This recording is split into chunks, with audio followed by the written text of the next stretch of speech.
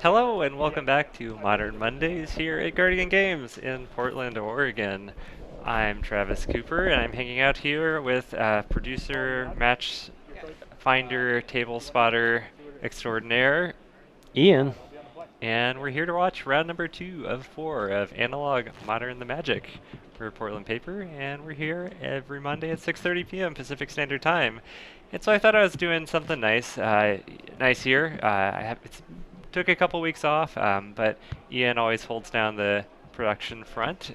Usually, I've done it a few times, but I decided to let Ian go out and pick a matchup. Ian plays a lot of Jund in Modern, plays a lot of Wrenn and 6 in Legacy, and well, when you send out your Jund player to find a matchup, you get the Jund mirror. some might say that I rigged the system, but truly I had no idea what either of these players were on, and it's just a coincidence that we're lucky enough Huh. to watch a Junmir.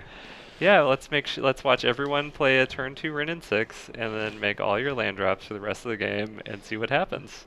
Yeah, it's kind of interesting, right? If everybody makes all their land drops, who is advantaged? The interesting thing will be to see if we can kind of. The tough part is going to be able to see the main deck differences between these two players, as like people always make fun of Jund players for switching up one card every couple of months and calling it a day. What's the 4-drop slot at? Are you playing a Cletus? Are you playing a Hazoret? Are you playing how many cycling lands? Yeah, all very important Etc. questions that have important answers. Ooh, uh-oh. Ryan both mulliganed and was on the play here, so being down 2 cards in an attrition matchup is kind of tough here. Because there's a whole lot of kind of 1-for-1 trades, and then a few big 2-for-1 punches with like Bloodbraid Elf or a top deck seasoned Pyromancer, etc. And we just get to fetch it into the turn, Overgrown Tomb. Neither player having a turn one play. Not terribly surprising. If you don't have a discard spell, a lot of Jun's turn one plays are reactive. And in this case, I could see if you have a turn 2 threat on Ryan's side, plus a removal spell, I might even just hold on from playing the threat and let my opponent play one first. Ryan signaling he does not plan on playing Wrenn and 6 here. But does plan on playing a Tarmogoyf. A Tarmogoyf that is vulnerable to a Lightning Bolt. He is sporting the Nurturing Peatland tech, so Ryan is ready to abuse a Wrenn and 6 once he finds one. It brings me small joys every time that I see a Tarmogoyf get Lightning Bolted. As someone that plays a lot of Lightning Bolts. It's kind of rude, really. Well, it just means the follow-up Tarmogoyf can't be bolted. that's true. Fair enough. Oh, what? Grim Flare. Oh, I kind of like that. That's a bit of a throwback. Yeah, some spice. Throw some cards in your graveyard. Maybe get some lands back. Especially with something like a Wrenn and 6, you really don't want to be drawing any extra lands, so Grim Flare can allow you to toss any extra lands in the bin. But you can run into problems like this where, a 2-mana 2/2 Trampler is just not that big. So it looks like Nick drew an Assassin's Trophy, but Ryan has also been stuck on 2 lands, so Oof. unsure if you want to ramp your opponent that has cards in hand up to, or well, not even ramp, just give them their 3rd land drop when they're currently struggling. Interesting call here. Yeah, Like, I think it's worth it to I trophy. I think it's worth it just because your the Grim Flare is going to be such the good card or pseudo like hand selection, I guess you could say, if it hits. And we see Ryan is getting a basic mountain, which a lot of Jund decks have adopted these days, Oh. and is going to bolt the Grim Player. So Okay, now it doesn't feel very worth it. Nick both fixing Ryan's mana for colors and stopping his mana restrictions there and opening up that Lightning Bolt. So went about as well as Ryan could have hoped. Yeah, Trophy's one of those cards. I know Reed Duke really hates Assassin's Trophy and Jund for kind of exactly the reason that we're seeing. Um, every time I play the deck, it feels like one of those cards that when I cut it, I find these situations that I wish I had it. And, you know, you do run into situations where it is quite mediocre, but Yeah, I feel like Abrupt Decay stock has kind of gone up lately when we've lowered the mana requirements of threats, where we have a lot of 3 mana planeswalkers, etc. Cards like Aria of Flame, permanents that matter that are 3 or less, where I could see a pretty good argument for playing some amount of Abrupt Decays, if not more than Assassin's Trophy. yeah, it's nice with Hogak currently being a thing, having Assassin's Trophy, as your deck is not playing a lot of other ways to get that card off the battlefield. Yeah, I guess you get it off the battlefield for 1 turn with the Assassin's Trophy. Yeah, if you're playing spell bombs or scoos, or you know, you do have other ways of. It's nice to feel like you could possibly beat Hogak, is I guess what I'm trying to say. There's a chance. So it looks like Ryan deployed his 3rd Tarmogoyf, and Nick responds by a Tarmogoyf of his own. One of them, I think, has cooler framing. Yeah, we definitely have the dueling arts going on here.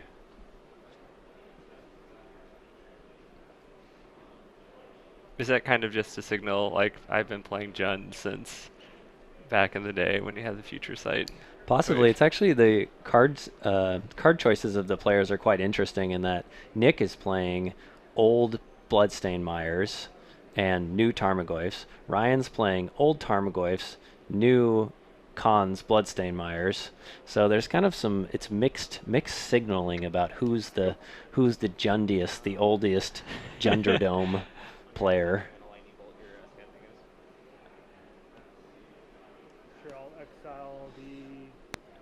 Bolted to Scavenging Ooze on the end step here. Looks like Ryan's going to exile the Grim Flare, gain a life. But takes a damage off the Nurturing Pea land. You know, a land that deals you damage doesn't seem that nurturing to me. It's just, you know, it just knows that it hurts. It hurts to be nurtured with cards. Do you like the idea of sending, since you're ahead in life and you're Nick, do you like the idea of sending in the Goyf here? I sort of like the bluff there of having a K command or another Lightning Bolt or something. I kind of like it, but if you think your opponent's maybe waiting on a land to Bloodbraid Elf or something like that, you don't really want to risk getting blown out on the crackback. Yeah, Raging Ravine is not. That seemed like a free attack there.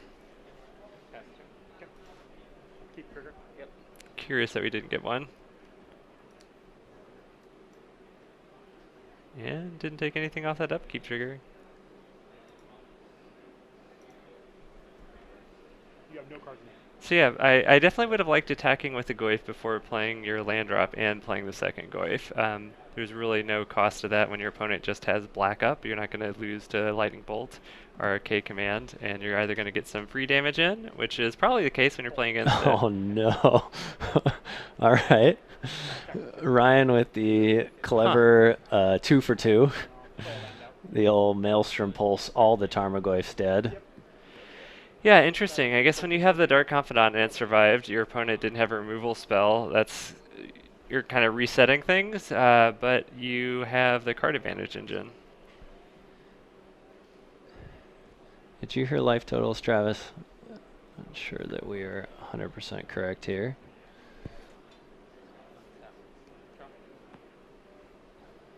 I wonder if we're going to fire up that Raging Ravine. Looks like we are.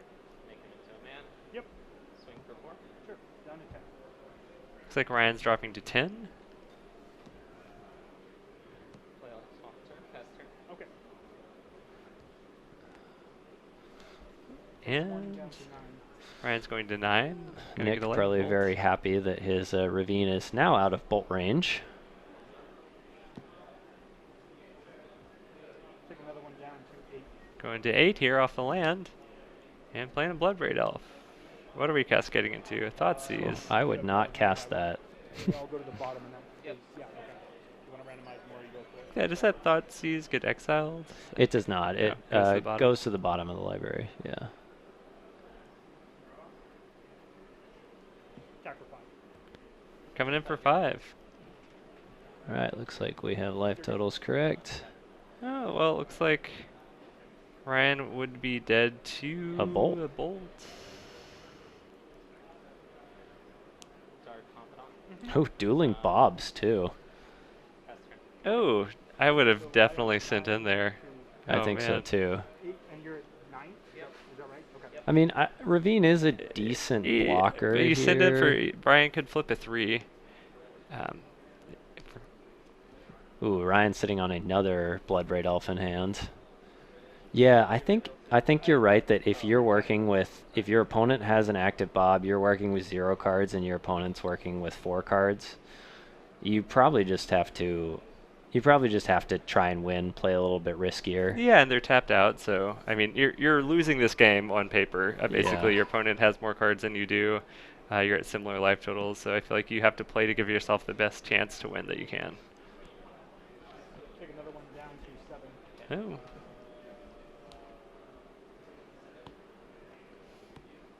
See another Bloodbraid here. Sure, I'll Hit a bolt. bolt. That's pretty good. It's not lethal just yet, but I might have just bolted my opponent there, and then just attacked with everything. force the Bob to trade with Bob. You're at, so 9, 7? Yeah. I I don't suppose know, that yeah. does represent more damage, potentially. I haven't really thought through that, but Attack with everything. it seemed like Ryan knew what they were doing and just... Wow, we get the no blocks down to 1 here. Okay. And the bolt to finish the game. Interesting. Well, welcome to the Gender Dome. Sideboards. Okay, so if we're going to the sideboard, I imagine both decks are going to take out Yeah. as probably Inquisitions, all the hand disruption. Traditionally, in Jund, Attrition-y, black-green matchups, you take out your hand disruption cards because they're really bad top decks because you each end up 1-for-1ing or 2-for-1ing back and forth, and you put in threats. Could get a little bit more complex than that. I would like things like Fulminator Mage, any other creatures on the board. How do you feel about Nihil Spellbomb? I like Nihil Spellbomb if you've seen Renin 6 or Young Pyromancer out of your opponent.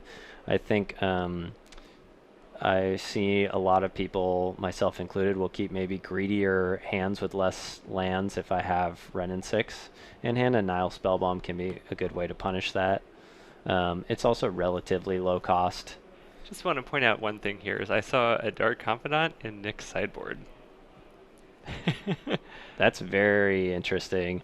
Bob has been getting less and less popular, especially for the main. Nick, actually, sorry, I just saw that he's running Collective Brutality main deck too, which is also very interesting, and kind of took a look at it and decided to keep it in there. But looks like he's taking out his Thoughtseizes and IOKs, which makes sense. So for the most part, I agree with what you're saying.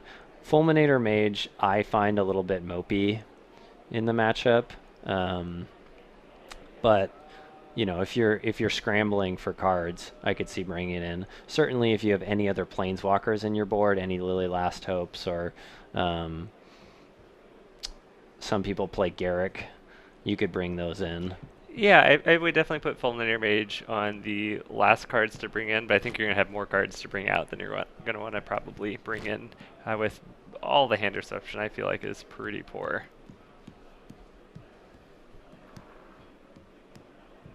Does chat have any ideas or opinions about Black, Green, X or Jund versus Jund sideboarding decisions?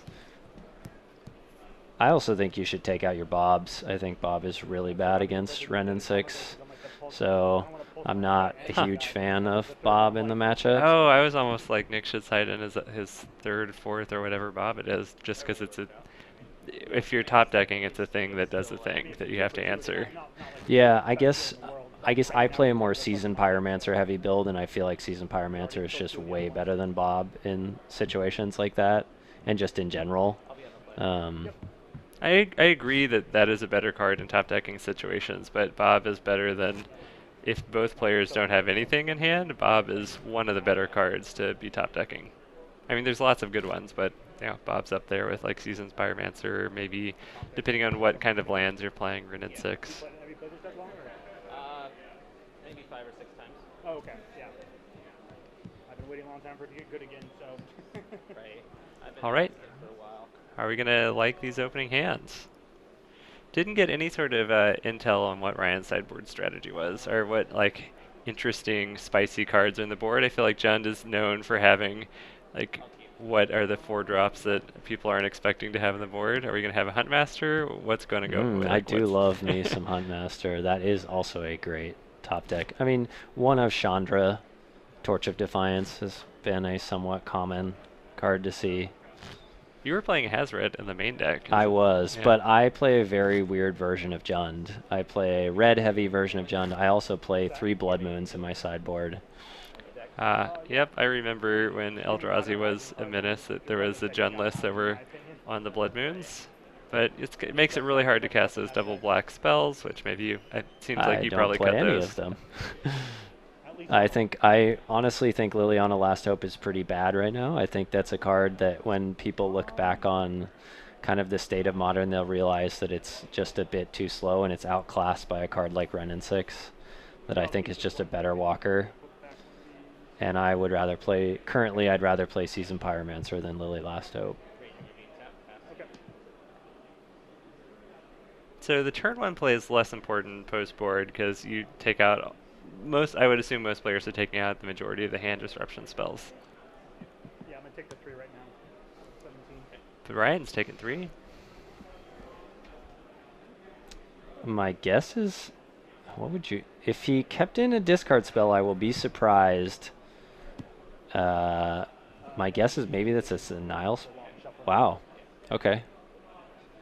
So Ryan may be looking to punch a hole in his opponent's strategy. Maybe he's trying to land a Bob or something and looking to take out removal, or... I could see when a card like Wrenn and 6 is going to be really important in the matchup just by maintaining your land drops, being able to outgrind your opponent, that if you are on the draw in the Jund mirror, I could see an argument to keeping in some number of hand disruption spells. I really don't like it if you're on the play, though. Sure. I think that's fair.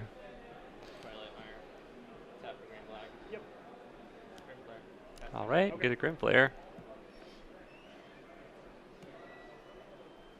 Looks like Ryan has a Lightning Bolts. Looks like he's got 2. Oh, get the Fulminator Mage. I like it. We're gonna do it. Blow up the land. Fulminator Mage is a tough one. I mean, part of why I just don't know what to think about it is if your opponent has an active Wrenn and 6, it's so mopey to take out a land. I want to do it. Yeah, it's great now. I want to get greedy. Because Ryan doesn't have a Wrenn and 6, or I think we would have seen it. But guess who does? Nick rips the Wrenn and 6, and he has the Peat land, so he will be able to grind out some good card advantage here, but he does not have a fetch land currently. So he does not get any value out of this initially. I think he's debating whether he wants to tick down, but I don't think the 1 damage is worth it. Just get your Wrenn out of bolt range here. I see a Maelstrom Pulse as a draw for Ryan. Instant sorcery land creature. Yep. Here we go. 4/5. Nick rips the Fatal Push. And I kind of like the cycling the land, getting it back. Okay. Yep. Absolutely. I Ooh. am quite surprised Seems we like did there's not no see... reason for Nick to not have an extra card there. Yep, should have cycled the land, or sacked the land to draw a card and then gotten the land back with Wrenn and replayed it. I think these play patterns, we're Jund players are a little, stubborn, stuck in our old ways, and a new card like Wrenn and 6 comes out and the play patterns change a bit. And Yeah, it just seemed like basically Nick played a Wrenn and 6 and just 1-for-1 a Maelstrom Pulse, and then could have been up a card at this point. So, but yeah, it's maybe wasn't the most obvious play to make there, especially with the filter lands, a little bit confusing. So, but we do have a Dark Confidant. And it looks like Ryan has... Ryan has the bolt, and bolts. he's got a Bloodbraid Elf, I believe, as well. Maybe a K command coming here. K command is obviously fantastic in this matchup, especially if you're able to play something like a Bloodbraid Elf. Sacrifice a creature. All right, we see Liliana. I'll bolt it. Okay, sure. Interesting. So Nick is more than willing to just go ahead and trade a 2-for-1 himself there. Yep, 15. 15. Taking another one. Looks then, like we'll 14. go to 14. 14. Play Yeah. Kalitas. Okay. Pass turn. Cletus, a pretty good way of stabilizing if it draws as well. Oh yeah, that's a threat that Ryan will have to get off the board. And it's kind of a harder, like Ryan's already used a Maelstrom Pulse. I guess you'll still have Assassin's Trophy if it's in there, or some combination of like block and lightning bolts. Right. It's awkward. Ryan has no way to put a permanent in his graveyard this turn. He's probably thinking about casting Bloodbraid Elf, and sometimes you feel like Fatal Push is potentially an out, but in this case, it will not be able to target the Kalitas. And then if you just cast Or a it will target, but it won't do anything. if you cast a Bloodbraid Elf and don't hit, you might just be giving Nick a zombie Right. the next turn. And then having your Bloodbraid Elf exile, which is if Kolaghan's Command is in Ryan's deck, an important caveat. Yeah, it looks like Kolaghan's Command is Wow. in Nick's deck. 3. Nick with a K command and a Bloodbraid Elf Yeah, so we just flip. Yep. in hand, Sounds good. All right. which is a fantastic set of cards to have for Jund. And means that if Ryan somehow does answer this Kalitas, Nick can just Kolaghan's Command it back. Okay, on instep. Bolt. Bolt. All right. Double bolted. Gonna feel bad here. So that's a 2-for-1 already for Nick. Bloodbraid Elf. Yeah, go ahead. And we get a Cascade trigger. Charming. It's a Goyf. Attack for 3. I think we probably Red. K command here. Kolaghan's Command. Kill the elf, get back the Kalitas. Okay, sure. I love it's such a Jund thing to do, to like the opponent does something, you take a look at your hand like you're playing a control deck or something that can actually like affect it. And then say okay, and then Yeah. play your tap land. Right. Because we all know nothing's happened. You're not doing anything. You're just gonna let it resolve and see what happens. Bloodbraid. Oh, curious Nick deploying the Bloodbraid and not the Cletus. I actually like this. Okay. I think Kalitas is not really doing a whole lot on this board yet, Okay. and it's nice to cast a Bloodbraid on the off chance like that if you hit a Fatal Push or something, you'll actually be able to utilize that card. That makes sense. Because it seems like any card you hit, if you don't have Hand Disruption in your deck, which we saw Nick cite out, would be relevant against a Tarmogoyf, either giving you another permanent or dealing with the Goyf. You're also insulating yourself a bit against something like a Liliana top deck, so the Kalitas doesn't just immediately get knocked out. Planeswalker. Yeah, it should be a 5. The typical 4, and I think Planeswalker, Yeah. that's it. It's like Ryan with maybe a Verdant Catacombs in hand. Yeah. So doing a pretty good job of posturing here, but just plays the Catacombs and passes the turn. Ryan's out of gas.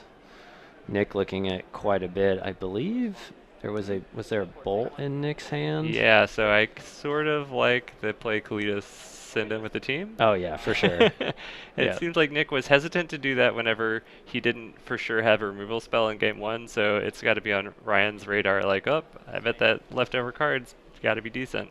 Yeah, I think in these Jund mirrors you definitely have to like get in while the getting's Okay, good, damage. because they can be quite swingy as far as the top decks. So you want to take advantage of when you have the advantageous top decks. Okay, so if Ryan animates this Raging Ravine, are you just bolting that? Because it seems like that's what's happening right now. No, I actually You're gonna think that wait I for would the use the Tarmogoyf? bolt to finish off the Tarmogoyf.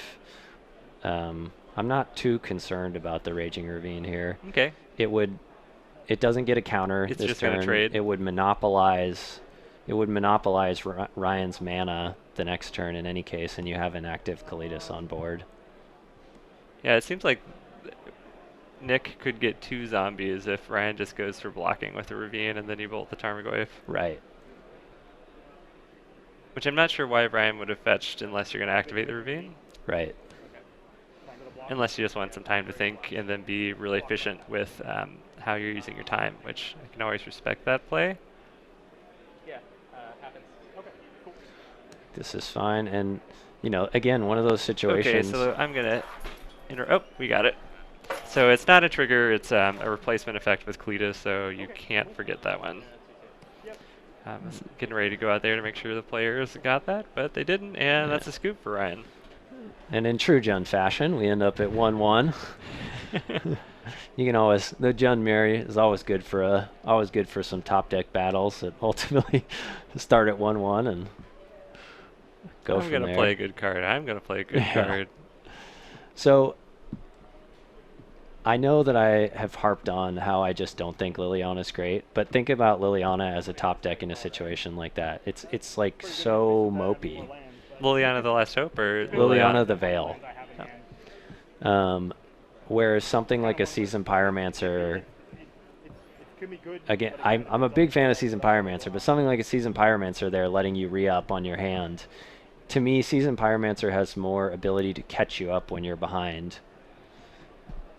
And I think Jund can get out to a decent start, and it's you know, nice to have cards like that that will essentially 3-for-1 your opponent, and being able to create chump blockers when Seasoned Pyromancer hits the graveyard by exiling it is not a small concern in this matchup.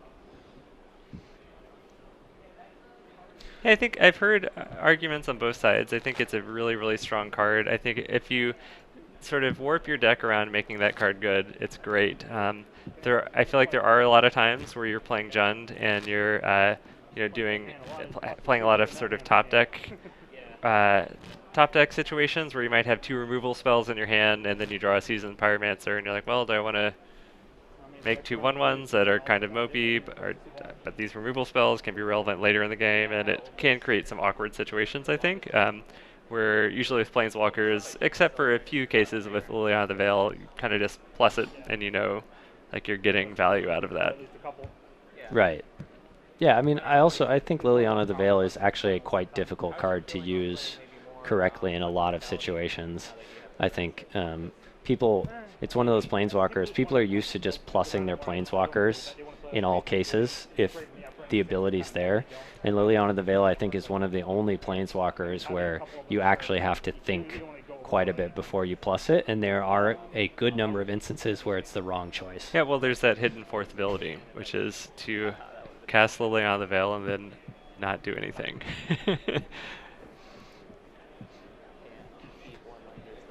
I think it just feels so wrong to some people that they can't use the 4th ability.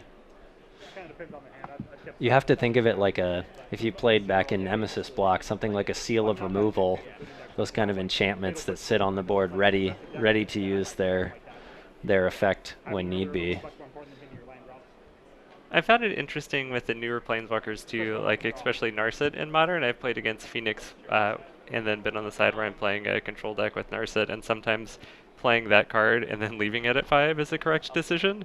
So your opponent has to waste a couple spells on getting rid of it where they're not going to be able to have an explosive like Arclight turn if it's on the battlefield. Yeah, it's a tough one for Izzet Phoenix to deal with, and can just kind of ice them with its passive, as you said. All right. No one's mulliganing. We're gonna settle in for a game here. I feel like these post-board games are gonna be a bit of a grind fest where you're not gonna get the sort of turn 1 hand disruption, turn 2 threat, turn 3 planeswalker, like steamroll your opponent type games. No, not as common. So yeah, so Ryan has still left in his discard spells, but I do think, as you were saying, nabbing something like a Wrenn and 6 does seem pretty good here. Although, you know, if Ryan had a threat, he could maybe get out on the front foot and threaten to kill Wrenn and 6.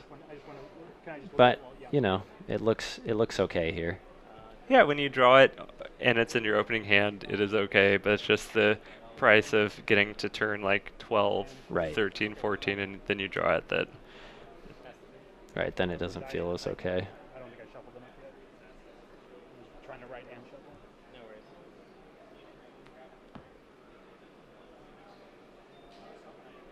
also play stuff like Cycle Lands with it. That also works well with the card. So there's a lot of ways you can make it slightly better. I do think Kalidas seems great right now if somehow you can make it past Hogak's turn 2. Well, you'd have to make it past their turn 3 and 4, but If you're on the play, you only have to make it past 3, but point taken. then you can just play Simeon Spirit Guide in your Gen deck so you can power out a Kalidas on turn 2. Sounds great. Or for Season Pyromancer. Oof. Wow. Wow. So it looks like Ryan decided that the hand disruption is worth keeping in. Wow, Kitchen Finks. Yeah, you can tell, the player's going deep into the board when you're bringing in Kitchen Finks. Kitchen Finks has always seemed great in any kind of black-green deck, I think, for grindy matchups. Yep. And Ryan is getting paid off for keeping those hand disruption cards by drawing them and having multiples, but yeah, interesting choice. Curious to talk to them afterwards about it.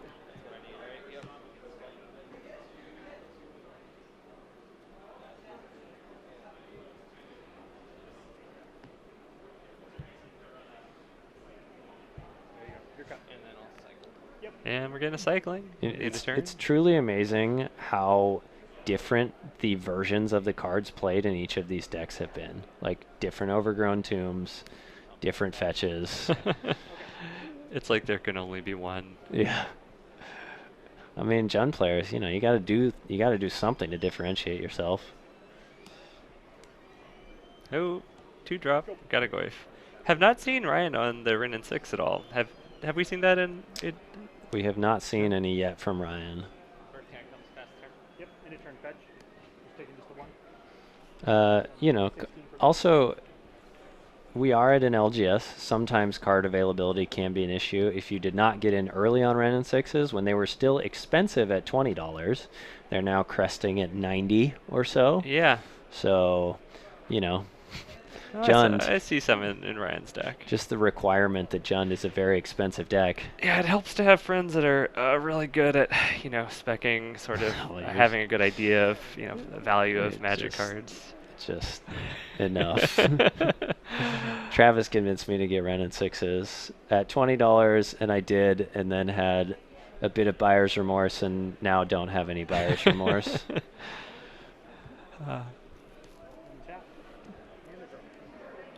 Pretty sure I saw some in Ryan's deck. Yes, I believe I did as well. I think you're correct.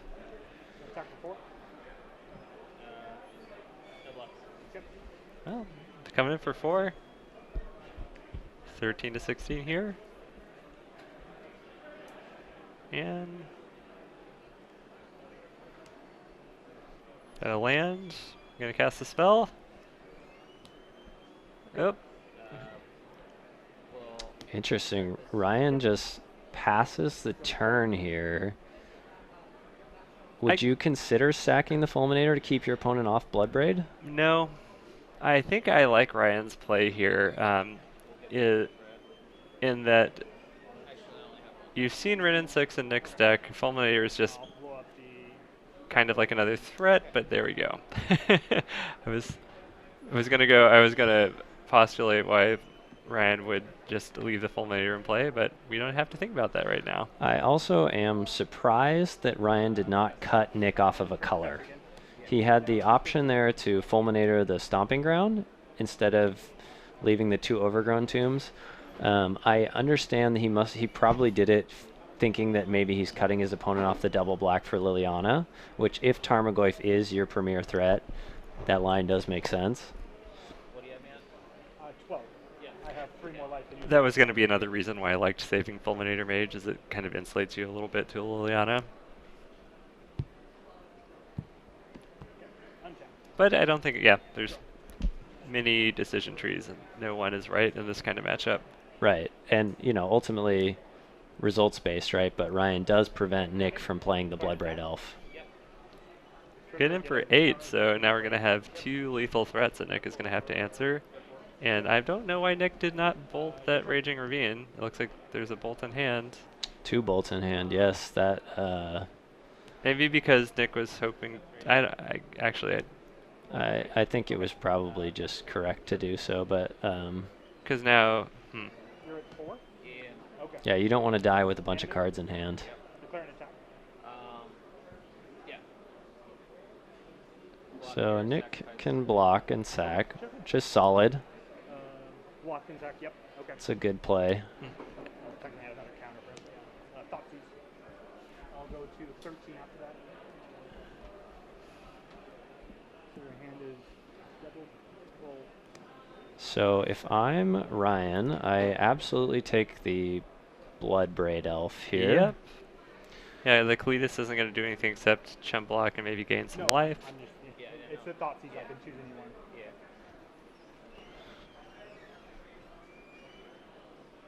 Yeah, Bloodbraid's the card that would potentially dig in for. Wow. The other one is Bloodstain. I mean, or Huh. Bloodbraid, yeah. So I like taking, I'm with you, and I like taking Blood Raid. If my opponent does draw the land, then, ooh, now now this is an interesting choice here. You know, letting Nick roll the roll Do the you- dice. Oh, do you double bolt Goyf? Oh, nope, we're not. I kind of, if there's a basic mountain in Nick's Oh, deck, yeah. you could have gotten that and double bolted Goyf, which I actually would have liked that line. I like fetching the basic mountain in either case, but Nick, of course, knew that there was a Tarmogoyf on top of his deck because Bloodbraid Elf. Of course. So naturally would go for the line that gives you a Bloodbraid Elf and a Goyf on board. Some deep John knowledge there. And also, Nick might not have the basic mountain. We've only seen this from Ryan. We haven't seen it from Nick. Right. Nurturing Peatland. Mm-hmm. Sack it. Yep. Pass turn. Okay. Ooh. Yeah. And I do like playing the fetch land, so you can.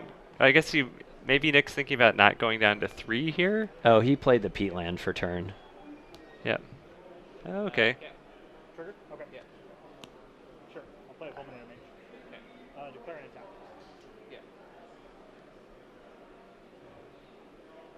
Yeah. Ooh, I like this. I like this.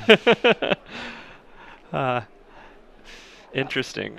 I feel like if you have something in hand, you have to do this attack very confidently. Although, I guess the opponent's going to block in any case because they don't have a choice. So it's one of those kind of forced bluffs. That Fulminator was quite the rip there. Yeah. One of the few cards you get to see out of that situation. So I suppose we get to see here Ooh. if Nick Tarmogoyf. has a basic mountain. I mean, again, I think as we said before, it's probably the right choice to fetch up a basic mountain and I get don't these. like bolting now. You don't want to take that Goyf off the board? I mean, I just don't like bolting the Bloodbraid Elf right now. Going down to 3 is also a real cost, or I guess we had the life totals wrong. Nick was already at 3, so the difference between 3 and 2 is not very big in this matchup. Yeah, I feel like Nick's doing some things on his turn where there's you're not getting an advantage Yeah, to do that, and you're just giving your opponent more information. And Right. now you're dead to maybe a Coolgan's Command or something, where if you just, wait until you need that mana. right. You got to think like a control player.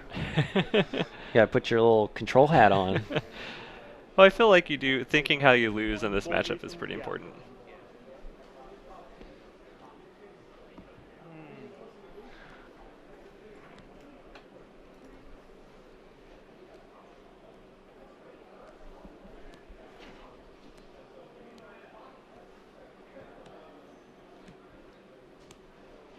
Pulse. Oh boy, we get the Maelstrom Pulse for 3 Goyfs again. Oh no. Okay, never mind. Yeah. Oh That was a man. bigger tournament. I'd take that, but that's fine. Attack you for 2. Just classic Jund. Oh man, Nick just That- really won that interaction there. Where now we have Liliana and the opponent has nothing. It's just- Oh, I thought that was a Dark you Confidant. also can't cast it that Okay. way. I'm gonna. Nick needs to tap another green for that. Trigger no longer matters. There we go. need to tap a green to cast a bomb. Hey, Sure. hey, you need to tap a green to cast a bomb. The Scoos. Oh, Oh, you didn't tap green to cast scavenging units. Oh, thank you. Yeah, so you actually have one. You could. Yeah, Take two.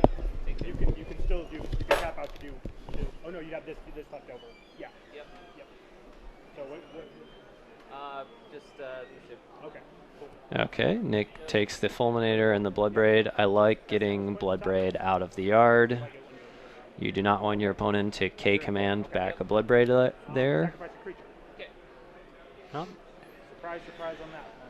So this is a spot where Liliana's looking pretty Oh. good, and Ren also looks quite good. Do you have any cool lands to get back? The Raging that looks like Ravine. a cool land. Yeah, this is, I don't think Nick can climb out at this point. I'm struggling to see maybe Bloodbraid into Maelstrom Pulse. No, We drew a Kolaghan's command, which isn't going to do it. I had 13 to 4. Yeah. I don't, I think you're correct. I have you at 4. Yeah. Nick just doesn't have enough mana. And there's that Liliana the Veil that you really didn't like that is going to be able to minus. And Well, he just- kills it with K-command. yeah. Target a creature. I think Seasoned Pyromancer also would have closed this game. Okay. Travis, Uh, if you want to go there. So, what else are we going to get back? Got any other cool lands in there? fortunately, the less cool fetch land.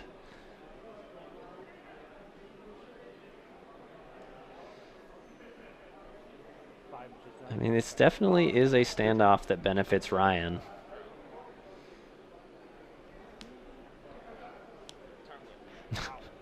Would you have attacked first?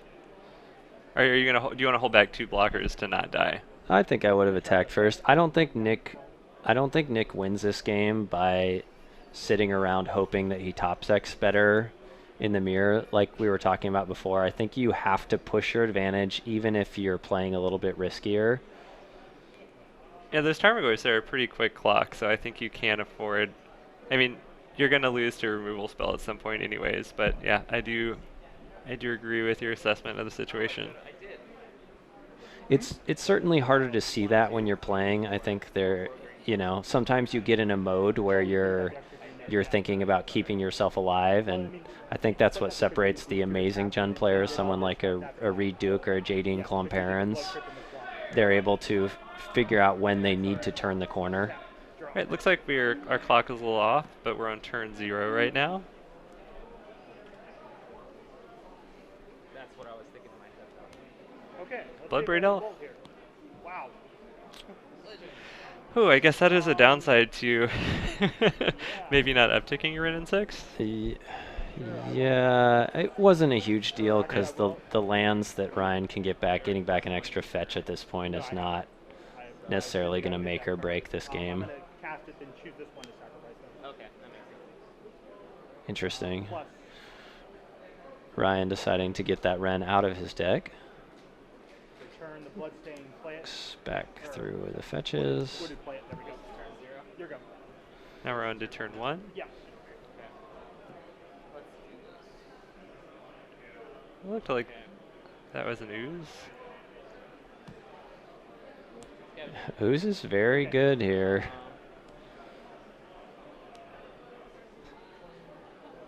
Having a threat that can really, when the graveyards are stocked like Oh. this. Man, right, Nick just passes the turn here. I definitely like attacking with at least one Goyf, if not even both Well, of them. especially now that we're in turns, right? Yeah, There's, I mean, It's not Nick's gonna get essentially better. playing for a draw here, which is fine. Get a bloodstain. But it, might be a little bit more fun to play for the win. and I think Nick can win this game as well. Ryan ripped another Ren in 6, so this is how you do not want to see your Ren in 6s come up. It's just kind of all in a line. Go. So tap black, tap this for 2 green. Mhm. Blood 3 green. I'll exile one of your creatures. Sure. I just Any- have one anyone. left. Or no, I'm sorry, two left now. Okay, I'll just exile one, then exile one, then Yep. exile one. Sure. You gain 3 on 2/7. Gotta see Nick punch in here, I think. 10-3. Also, Ren in 6. So 2. Uh-huh. Burning 6 plus Sure. 1. Okay. Turning. Baron Moore. Yep. So this is having a cycling land is truly where you get the advantage from Ren and 6. And I think if we were to see this game go beyond turn 5, Oh, did you use cycle paramount with that? I thought you used that we with might be Tom. able to see how that advantage plays out and the difference between Ryan only being able to crack fetches and Nick actually being able to cycle into real cards at this point in the game. I'm not sure why Nick just sends in with 1 either. Yeah, are you attacking me or Sorry. Yeah, I'll attack Brennan 6. attack Brennan? So we are definitely playing for a draw now. So Nick swings in at Ren and 6. I'm just confused. Yeah, I think at this point Ryan's not going to be able to put together enough damage. Wow, I did not realize that Ryan's Ren was on 7, I will which is really solid, double green and we'll eat Maelstrom Pulse. but not against the Scavenging Ooze. Thoughtseize. Okay. So this is a little dangerous here. I kind of like maybe eating the pulse, and I thought there was another creature in there, but I would hold up the last green. I guess he had to add 2 to pool, huh, because of Twilight Mire. Plus. I think we should be on turn 4 here. And then I think this is turn 5. Okay. We'll go with what the players oh, say here. Fulminator Mage. I believe That is a this great is turn draw. 5. Don't tap your. Oh, I think that could have been a win with the Fulminator Mage, perhaps. He does have the Twilight Mire up, so he can still turn. I know, but we have a Raging Ravine on Ryan's side. Okay. Oh, we still got it? Okay. Okay. Combat, swing at you with I think these 2. Activate Raging Ravine. I'll block. Why did we cast a Liliana there? I'm not sure. I would have liked Instead of to leaving up Scavenging use the Ooze? green for the ooze, and then you would have. Instant land. Okay, I'll block the. Yeah, I don't know what the Liliana's doing here. So you take 6. Yep. Go to 6. I'll go to 6. That Pass turn. that was a. I feel like that was just a win for Nick there. If you play No, drop. the Fulminator Mage and swing out with everything, I don't see how Ryan. Yeah. And you're at 6. Yeah. Okay. You have no mana. No matter. Okay. Bolt you. Yeah. Retrace. Bolt you. All right, well, Retrace. Bolt you. Or, oh, sorry. I thought it was 7. Okay, well, it looks like Ryan gets that one. Oh, With the finally Ren I 6 can- ultimate Bolt. and drawing a lightning bolt. Right. Wow. it was wild. It was definitely a wild one. Yeah, I guess sometimes when you grind that much towards the end of the game, I've definitely had this happen to me, where you have what seems to an outside observer as an obvious way to win the game, but Yeah. you focus so much on like, I have to make sure my opponent can't attack me for lethal Right. the next turn, that you miss like, wait, I could just win the game right now. Right. And you sort of you get some tunnel vision going on, and I feel like that might have been what happened there at the end of that game, where it seemed Nick had a pretty clear path to winning with the attackers that he had in the Fulminator Mage, even through some disruption there. But yeah, Ryan was able to ultimate a Ren and 6 and bolt Nick out of the game on turn 5. Yeah, it was a surprising one to me, but love seeing some Jund crashing against Jund. Yeah, and I guess this is interesting as well, as usually in our feature match areas, we'll get through a couple matches in each round, but both round 1 and round 2 went to turns. So we've got some solid in-depth matchups that we've seen. And we do get a look at sideboarding here, so we see that Ryan took out 3 Bobs and 1 IOK, and we're kind of seeing what Nick brought in. The Ghost Quarter in Jund is Ghost Quarter in Ren and 6 to me is also a big trap in Jund. I think there's this idea of like, oh, if I play against Tron, I'll just Ghost Quarter them off of Tron and win the game from there. And I think Tron plays so many basics that like, if you spend 5 turns plussing with Ren and 6 and using your land drop to like try and Ghost Quarter all of their basics, as long as they're just making land drops, they're going to be able to cast 7 and 8 drops in any case. Oh, 100%. Yeah, I do like the Fulminator plan against Tron a lot more than I like the Ghost Quarter plan. But I actually like how Nick sideboarded this matchup. Yeah. I think Ghost Quarter is really good when you're playing against other creature lands that can really like swing the game, and that if you're playing a lot of sorcery, speed, removal. But it looks like pairings to the next round are up, so we're going to take a break here just for a second and find another match.